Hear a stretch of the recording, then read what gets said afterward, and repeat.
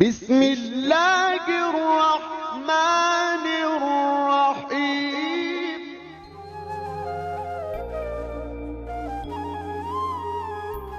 اعوذ باللہ من الشیطان اللعین الرجیم، بسم اللہ الرحمن الرحیم، الحمد للہ رب العالمین، الصلاة والسلام علی رسول اللہ وعلی آلہ آل اللہ، اما بعد فقد قال الحکیم فی کتابہ المحکم، بسم اللہ الرحمن الرحیم، خلق الانسان علمہ البیان۔ میرے عزیز سامعین، آپ لوگوں کی خدمت میں ایک بار پھر اپنی اس پرانے موضوع کے حوالے سے جو کہ زبان کا موضوع ہے اور میں نے منتخب کیا ہے، اسی کے حوالے سے ایک بار پھر آپ لوگوں کی خدمت میں حاضر ہوا ہوں۔ چونکہ زبان ایک ایسی آلت ہے کہ جس کی وجہ سے اکثر خطائیں سرزد ہوتی ہے انسان سے۔ اللہ نے تو بہت اعضاء دیے ہیں، بہت پارٹس دیے ہیں باڈی میں، جیسا کہ آنکھ ہے، کان ہے، ناک ہے، ہاتھ ہے، پیر ہے۔ ان تمام کا اپنا ایک کام ہے کہ جس کے ذریعے سے وہ کام انجام دیتا ہے انسان۔ لیکن سب سے زیادہ جو گناہیں سرزد ہوتی ہے ان تمام اعضاء میں سے وہ زبان ہے۔ اسی لیے امام سجاد علیہ السلام کا وہ رسالہ، حقوق الرسالہ کے نام سے جو ہے، رسالۃ الحقوق کے نام سے، وہاں پہ زبان کا جو حق ہے انسان کے اوپر، ایک دو جملے میں آپ لوگوں کی خدمت میں عرض کرنا چاہتا ہوں کہ وہاں پہ مولا نے یہ فرمایا ہے کہ آپ وَحَمْلُهُ عَلَى الْأَدَبِ وَإِجْمَامُهُ إِلَّا لِمَوْضِعِ الْحَاجَةِ، کہ اے لوگو اپنی زبان کو آپ ادب پہ، یعنی مکارم اخلاق پہ، اچھی صفاتوں پہ اس زبان کو آپ عادی کرو، گالی گلوچ نہ کر لو، غیبتیں نہ کرو اور جھوٹ نہ بولو، غلط گواہیاں نہ دو، مسخرے نہ کرو، کسی کی دل آزاری نہ کریں، بلکہ اچھے کاموں میں استغفار پہ اور ذکر الہی پہ اس کو عادت کراؤ اور ادب پہ اس کو عادی کراؤ۔ وَإِجْمَامُهُ إِلَّا لِمَوْضِعِ الْحَاجَةِ، مولا فرماتے ہیں کہ اس کو روکے رکھو، إِلَّا لِمَوْضِعِ الْحَاجَةِ، جب تک ضرورت کی بات نہ ہو، جب آپ کو لگے کہ یہ اب ضروری ہے مجھے بات کرنا اور اگر میں بات نہ کروں تو یہ حق نہیں پہنچے گا سامنے والے کو، تب آپ بولے وہاں پہ۔ اور وہاں پہ پھر خاموشی ہی غلط ہے، وہاں پہ خاموش رہنا ہی غلط ہے، وہاں پہ بولنا ضروری ہے آپ کے لیے۔ لیکن جب آپ دیکھ رہے ہیں کہ میرے لیے بولنے کی ضرورت نہیں، وہاں پہ آپ خاموش رہیے گا۔ اور وَالْمَنْفَعُهُ لِلدِّينِ وَالدُّنْيَا، امام سجاد علیہ السلام فرماتے ہیں اس کو استعمال کر، اس زبان کو آپ منفعت کے لیے، دین کے فائدے کے لیے یا دنیا کے فائدے کے لیے۔ آپ دیکھ لیں کہیں پہ اگر آپ کا دین کا فائدہ ہے، وہاں پہ مثلا ایک مسئلہ شرعی آپ بیان کر رہے ہیں، مثلا کوئی پرابلم کسی کے درمیان ہے، آپ صلح کرانا چاہتے ہیں، ایسا کام کہ جو دین کے فائدے کے لیے ہو، وہاں پہ آپ زبان کو استعمال کر لیں۔ اور اسی طرح دنیا کے فائدے کے لیے اگر وہ حلال کی کام میں ہو تو آپ استعمال کر لیں، ضروری نہیں آپ خواہ ہمیشہ خاموش رہیں۔ لیکن جہاں پہ ان چیزوں کی ضرورت نہ ہو وہاں پہ سکوت ہی افضل ہے۔ جس طرح امام حسن عسکری علیہ السلام فرماتے ہیں وَفِي السُّكُوتِ تَكُونُ الْهَيْبَةُ، کہ جو شخص خاموش رہے ہیبت اس میں آتی ہے، اور سکوت میں، خاموشی میں ہیبت چھپی ہوتی ہے۔ ایک انسان میں رعب اور دبدبہ ہوتا ہے۔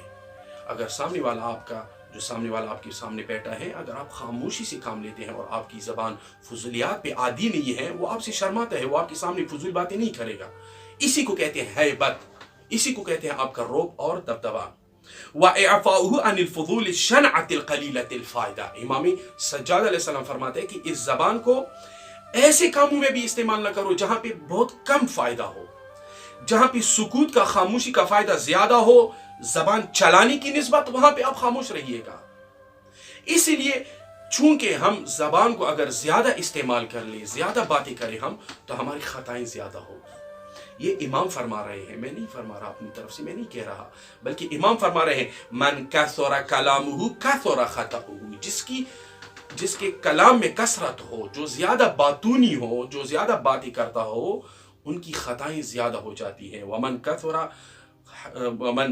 کثر خطأہ قل حیاؤہ، اور جس کی کلام زیادہ ہو، خطائیں زیادہ ہوگی۔ اگر آپ کی خطائیں زیادہ ہوگی، ہر جملے میں آپ خطا کریں گے، ہر باتوں میں آپ کی گناہیں سرزد ہوگی، قل حیاؤہ، مولا فرماتے ہیں کہ آپ کی حیا کم ہوگی۔ وَإِذَا قَلَّ حَيَاؤُهُ قَلَّ وَرَعُهُ، جب حیا آپ میں کم ہو گئی، شرم آپ میں کم ہو گئی، تو تقوی، ورع، پرہیزگاری آپ کے اندر کم ہو جائے گی. آپ کو لوگ پرہیزگار نہیں کہیں گے، تقوی آپ سے چلنے لگے گا، نکلنے لگے گا تقوی آپ سے. اور وَمَنْ قَلَّ وَرَعُهُ مَاتَ قَلْبُهُ، اور جس کی تقوی کم ہو، ورع اور پرہیزگاری جس میں نہ ہو یا کم ہو، تو مَاتَ قَلْبُهُ، مولا فرماتے ہیں اس کا دل مر جاتا ہے. وَمَنْ مَاتَ قَلْبُهُ دَخَلَ النَّارِ، یہ بہار میں ارشاد فرما رہے ہیں. اور جس انسان کا دل مر جائے تو وہ جہنم کی طرف چلا جاتا ہے. دیکھیں، جہنم کی طرف جانے کے لیے مقدمہ زبان، کہ اگر زبان کو آپ نے صحیح طریقے سے استعمال نہ کیا، گالی گلوچوں میں، غیبتوں میں، سازشوں میں، چغلخوریوں میں، فضول باتوں میں، مسخرہ بازوں میں، اگر ان چیزوں میں آپ نے زبان کو استعمال کر دیا تو آپ جہنم کی طرف جائیں گے.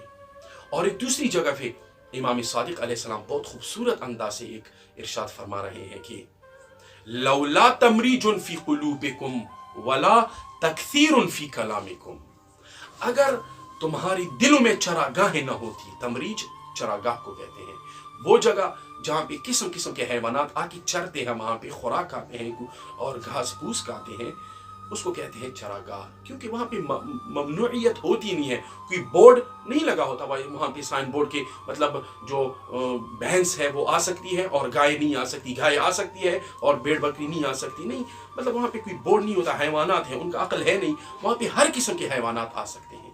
تو اسی طرح اگر تمہارے دل چراگاہوں کی طرح نہ ہوتے، مطلب ہر قسم کے خیالات نہ آتے تمہاری دل میں. اور دوسری جو میرے موضوع کے ساتھ ریلیٹڈ ہے، وَلَا تَكْثِيرٌ فِي كَلَامِكُمْ، اگر تمہاری باتوں میں کثرت نہ ہوتی، زیادہ باتیں نہ کرتے بلکہ زیادہ خاموش رہتے، سکوت اختیار کرتے، ذکر الہی میں. اسی لیے کہتے ہیں، دیکھو ایک چیز کی طرف آپ لوگوں کا ذہن مبذول کرانا چاہوں گا، وہ یہ کہ سب سے بہترین ذکر جو ہے وہ لا الہ الا اللہ ہے. کہہ رہے ہیں کہ افضل ذکر ہے. کیوں؟ لأنہ ذکر مخفی. ابھی لا الہ الا اللہ ایک ایسا ذکر ہے کہ آپ منہ کو بند کر کے، اپنے ہونٹوں کو بند کر کے بھی آپ ادا کر سکتے ہیں خاموشی سے، کسی کو پتہ ہی نہ چلے.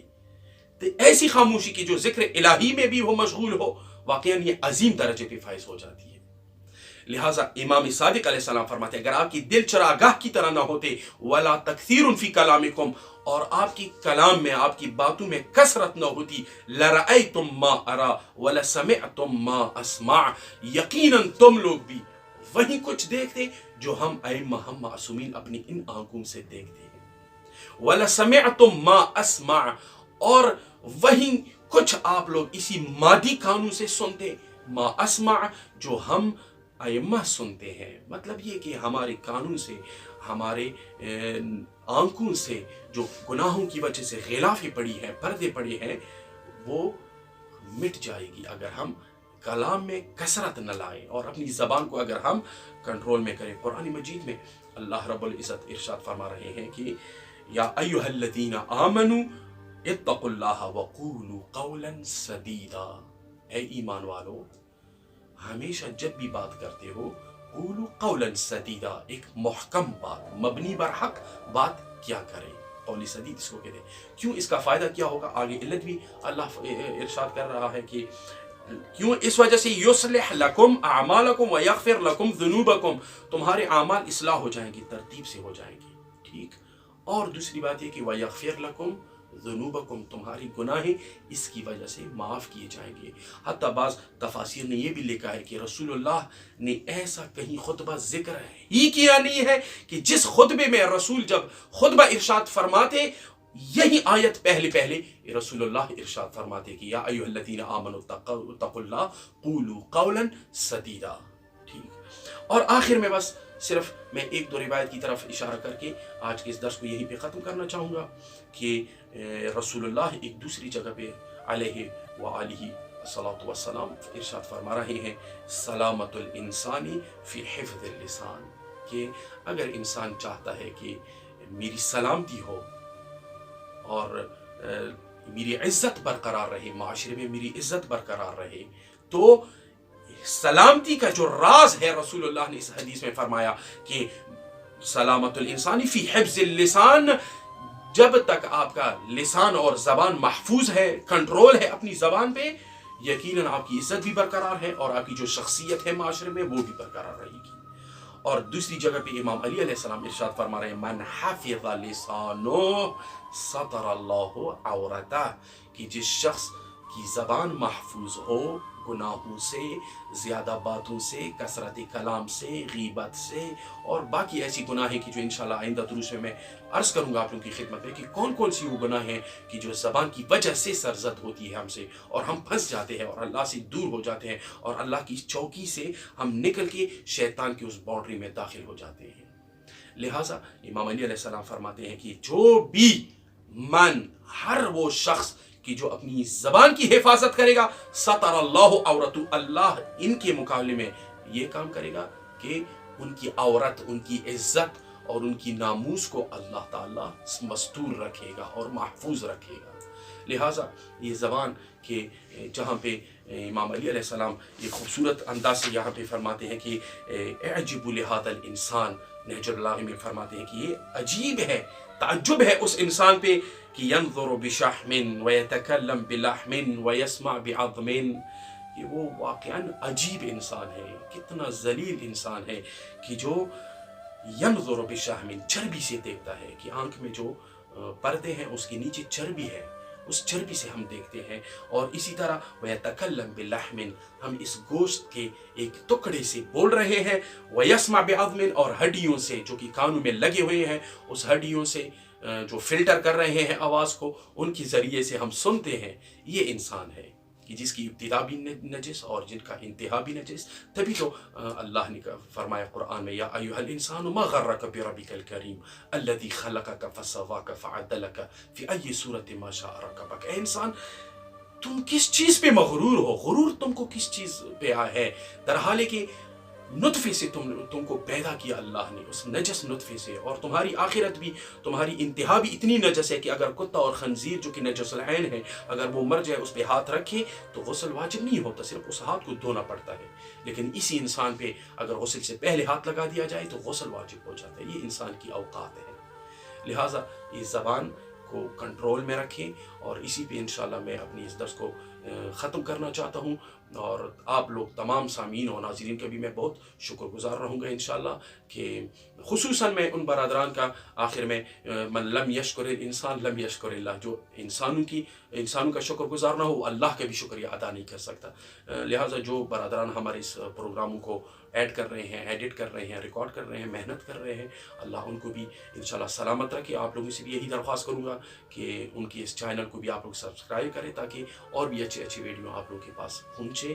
اور اسی کے ساتھ آپ لوگ سے اجازت چاہتا ہوں، اپنا خیال رکھیے گا، سلامت رہیں۔ وعلیکم السلام ورحمۃ اللہ وبرکاتہ۔